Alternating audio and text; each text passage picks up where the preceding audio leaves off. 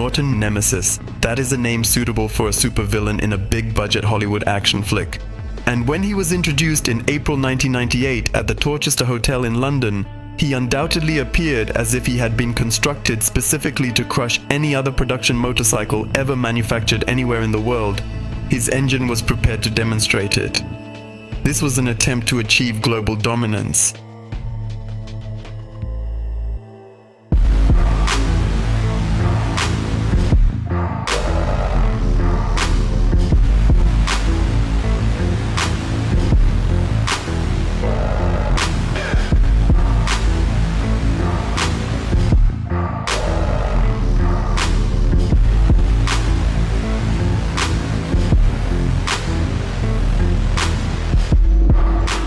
In ancient Greek mythology, the name Nemesis is a winged goddess of revenge, punishing those who violate social and moral order. And most importantly, who angered the Norton bosses so much that they opted for such an aggressive marketing campaign. It was the Japanese race for the fastest production motorcycle title. In the past, the Honda dominated, and later, the legendary Hayabusa took over. But was Nemesis as flashy as its name? And truth be told, the appearance of the motorcycle is already raising some suspicions. We'll return to that later. Now let's discuss the most important, the engine and the motorcycle's construction. Alvin Al Melling himself lent a hand. You can know the name of the British engineer thanks to the insane projects of car brands like TVR and thanks to Formula One. At that time, the Norton Company's rights were owned by the Canadian investment group Aquilini. In 1998, for their centenary, they urgently need the most powerful and fastest motorcycle on the planet. Initially, Melling was meant to collaborate with Formula March Engineering. There was a signed contract for engine construction by F1 experts. But as the deadlines approached, it became clear that these engines wouldn't be ready. After that, Aquilina had to make a compromise that Melling suggested. Quite wealthy people in Minneapolis, headed by Joan Overgrass, formed a company, March, using the March Formula One name. The problem is that when you do this kind of thing using investors, the investors want to see things happening very quickly. They don't want to wait till you get to the moon before they start seeing returns and so on. And I think really the thing started running out of time.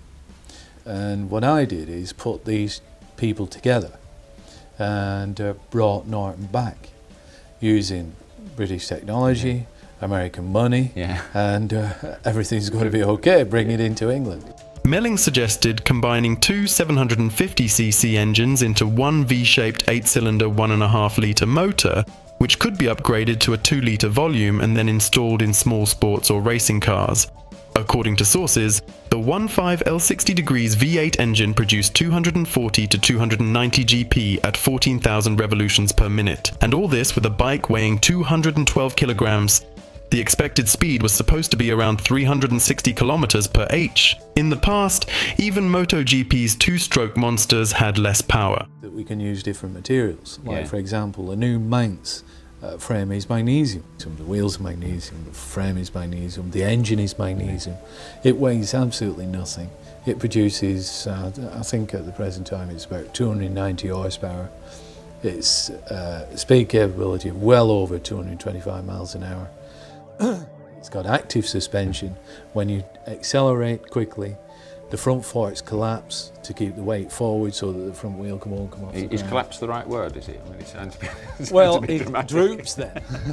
The swinging arm has got a torsional regulator on it. It's all hydraulically driven so that the swinging arm actually comes up and the seat goes down, obviously. And that's to get a torque reaction onto the wheel so that you get more grip. So it's constantly weight distribution then? Absolutely. And of course, the same thing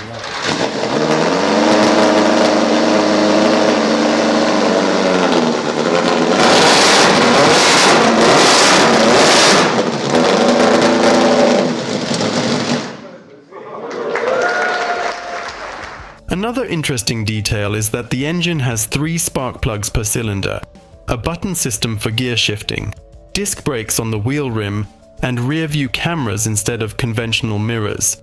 With that firepower and those technologies, the motorcycle would stand out among the competitors of the 90s. Yeah, and the 2000s. Another incredible fact is this motorcycle went from prototype to ready-to-ride bike in a few months. The only issue is that the motorcycle's appearance was highly controversial. Journalists at the grand opening of the model in the hotel unanimously criticized the motorcycle design.